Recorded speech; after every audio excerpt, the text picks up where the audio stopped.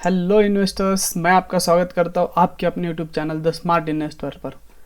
Guys, channel नया है, like कीजिए, सब्सक्राइब कीजिए। गाइज, हमने कुछ दिनों से शॉर्ट वीडियोस चालू किए थे। शॉर्ट वीडियोस डाल रहा था मैं, तो अच्छी खासी व्यूज़ भी आ रहे थे। तो बहुत लोगों ने बोला सर थोड़ा सा इसको लॉन्ग कीजिएगा, थोड़ा सा एनालिसिस ज़्यादा कीजिएगा, क्योंकि शॉर्ट वीडियो में इतना समझ में नहीं आता है।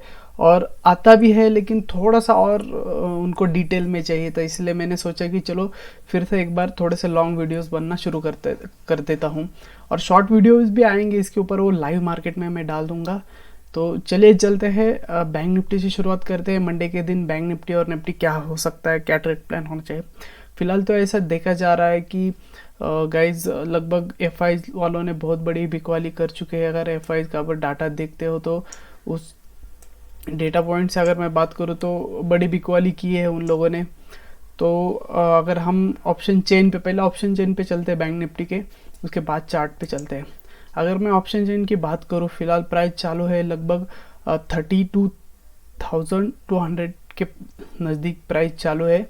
अगर मैं इसको नीचे की तरफ देखूँ तो गाइस बिल्कुल पुट राइटिंग कहीं पर भी दिखाई नहीं दे रही। लगभग 31,500 के पास, लगभग 2,72,000 की लगभग पुट राइटिंग हो चुकी है। मतलब यहाँ से अगर मार्केट गिरेगा 32,200 से, अगर मार्केट गिरना शुरू होगा तो उसको लगभग आंकड़ों के हिसाब से 31,500 के पास ही उसको सपोर्ट बनता है। और आगे के लिए सोचूं तो आप बिलीव नहीं करोगे, 7.5 लाख की कॉल राइटिंग हो चुकी है।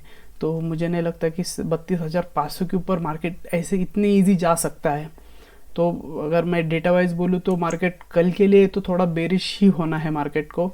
अगर वीकली डेटा भी मैं देखूँ तभी भी मार्केट को थोड़ा सा गैप अप भी अगर होता है तभी भी मार्केट सेलिंग के लिए ही आएगा। क्योंकि यहाँ पर अगर आप चार्ट में देखोगे तो जो हमने एक स्ट्रॉन्ग जोन बनाया हुआ है, ये कुछ डेटा पॉइंट को लेके कुछ फार्मूले से हम बनाते हैं इसको। एक थोड़ा यूनिक टेक्निक है, कभी मैं रिवील करूँगा इसके बारे में। गाइज, मार्केट में फ़िलहाल एक ऐसे सीमेंटेड ट्रायंगल पैटर्न बनाया हुआ है चार्ट में, और स्ट्रॉन्ग जोन के नीचे प्राइस है। तो जब तक स्ट्रॉन्ग जोन के प्राइस नीचे होती है उसमें वीकनेस आना तय है। गाइज, ये स्ट्रॉन्ग जोन बनाया है उसी वजह से होता है, और उसी वजह से और स्ट्रॉन्ग जोन उस जगह पे होता है क्योंकि प्राइस में बड़ी वीकनेस आने की आशंका लग रही है हमें भी। क्योंकि अगर आप यहाँ पर अगर देखोगे, अगर 32,500 के कॉल पे अगर हम लगभग देखोगे तो 7.5 लाख की कॉल राइटिंग है। तो इतनी इजी नहीं होगा जो बायर्स होंगे उनको यहाँ से ऊपर ले जाने के लिए। तो प्राइस अगर आप कल ओपनिंग कैसी होती है उसके ऊपर डिपेंड है। अगर कैप अप ओपनिंग होती है स्ट्रॉन्ग जोन के पास, अगर प्राइस आती है तो बिल्कुल आग बंद करके सेल कर देना, क्योंकि यहाँ से प्राइस ऊपर जाना बहुत ही मुश्किल होगा। प्राइस को ऊपर जा भी सकती है, ये मार्केट है, मार्केट में कोई ऐसा नहीं बोल सकता कि क्या हो सकता है और क्या नहीं हो सकता है।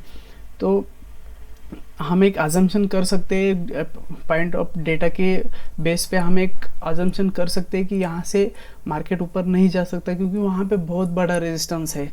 एक तो स्ट्रॉन्ग जोन है, उसके ऊपर अगर हम देखेंगे तो लगभग 7.5 लाख की कॉल राइटिंग हो चुकी है। तो मुझे नहीं लगता कि मार्केट कल ऊपर जा सकता है। अगर कल मार्केट गैप अप होता है तो दो प्लान पे हम ट्रेडिंग करें। अगर कल गैप अप ओपनिंग दे देता है और स्ट्रॉन्ग जोन के पास आ जाता है तो बिल्कुल वहीं से रेजिस्टेंस दे देगा। अगर स्ट्रॉन्ग जोन के पास आता है तो बहुत सेफ होगा सेलिंग के लिए। अगर एक गैप अप ओपनिंग ना होती है, गैप डाउन ओपनिंग होता है और पोटेंशियल बाइंग प्रेशर जोन के नीचे अगर ये 15 से 30 मिनट सस्टेन हो जाता है तो ये बिल्कुल 31,500 के रेंज के पास ही चला आएगा। लगभग इसी रेंज के पास आने की कोशिश करेगा ये। तो इसके लिए ये जो सपोर्ट लेवल है यहाँ पे वो रिएक्शन दे देगा। तो आप अगर आप यहाँ पे सेल कर दोगे तो यहाँ पे आप आपका प्रॉफिट बुक कर लेना, या अदरवाइज वहाँ पे होल्ड कर लेना, या हाफ क्वांटिटी वहाँ पे आप निकाल लेना, क्योंकि ये बहुत बढ़िया तरीके से लेवल्स होते हैं और वर्क करते हैं। और हम RSI को देखते, RSI भी बिल्कुल 40 के नीचे ही है। मुझे नहीं लगता है कि मार्केट कल गैप अप ओपनिंग होनी चाहिए। अगर हो भी जाती है तभी भी मार्केट सेलिंग को ही आ सकता है। तो गाइज, ये थी बैंक निफ्टी के लिए। तो बैंक निफ्टी के लिए बस यही है, जब तक गाइज जब तक स्ट्रॉन्ग जोन के ऊपर प्राइस नहीं चली जाती तब तक बाइंग मत करना बैंक निफ्टी में। जब तक स्ट्रॉन्ग जोन के नीचे तब तक सेल ऑन राइज का मार्केट रहेगा। जब भी प्राइस राइज करेगी आप सेल कर लेना। चलिए निफ्टी की तरफ चलते हैं। अगर मैं निफ्टी को देखूं गाइज, निफ्टी में भी एक सिमेट्रिक ट्रायंगल पैटर्न बनाया हुआ है।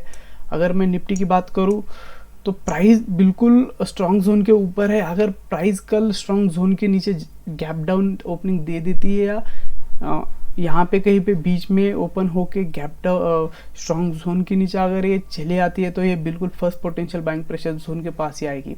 अगर प्राइस को ऊपर जाना है तो बहुत प्राइस को हार्ड होगा ऊपर जाने के लिए, क्योंकि बैंक निफ्टी ऊपर नहीं जाने वाली है इतने जल्दी। तो निफ्टी भी प्राइस थोड़ा ऊपर जाना बिल्कुल कठिन होगा। अगर हम इसका RSI देखते हैं तो गाइज RSI लगभग 50 के पास है। अगर RSI 60 को क्रॉस कर देता है, कल के लिए एक प्लान मैं बता देता हूँ आपको। अगर RSI 60 को क्रॉस कर देता है और ये प्राइस स्ट्रॉन्ग जोन के ऊपर रह जाती है तो उसके लिए बिल्कुल एक छोटा सा टारगेट हो सकता है। यहाँ तक प्राइस जाके बिल्कुल वहीं से वापस आ सकती है। कल के लिए मैं मार्केट सेलिंग के लिए देखूंगा, ना कि बाइंग के लिए। वैसे तो ऐसा कोई बोल नहीं सकता मार्केट में कल क्या हो जाए, लेकिन एक हमारे प्लान होना चाहिए, ट्रेडिंग प्लान। कभी भी प्लान के ऊपर काम करिएगा। प्लान अगर होता है तो बहुत बढ़िया तरीके से ट्रेडिंग होती है। रैंडम ट्रेडिंग करना बहुत ही गलत बात है। अगर आपके प्लान है तो ट्रेड भी एक एक्यूरेट ट्रेड की एक्यूरेसी बहुत अच्छा बनती है। तो आप यहाँ पर देखिएगा, स्ट्रॉन्ग जोन के नीचे अगर प्राइस चली जाती है तो फर्स्ट पोटेंशियल बाइंग प्रेशर के पास ही वो प्राइस चले आएगी। तो गाइज कल के लिए ये थी टेक्निकल एनालिसिस बैंक निफ्टी और निफ्टी की। तो आप ये लेवल को आपके चार्ट पे ड्रॉ करके रखना है, बहुत बढ़िया तरीके से वर्क होते हैं। Thank you for watching my video, thanks a lot. और जाते जाते फिर से एक बार चैनल को लाइक कीजिए, सब्सक्राइब कीजिए, आपके लिए ऐसे मैं वीडियो लाता रहूँगा।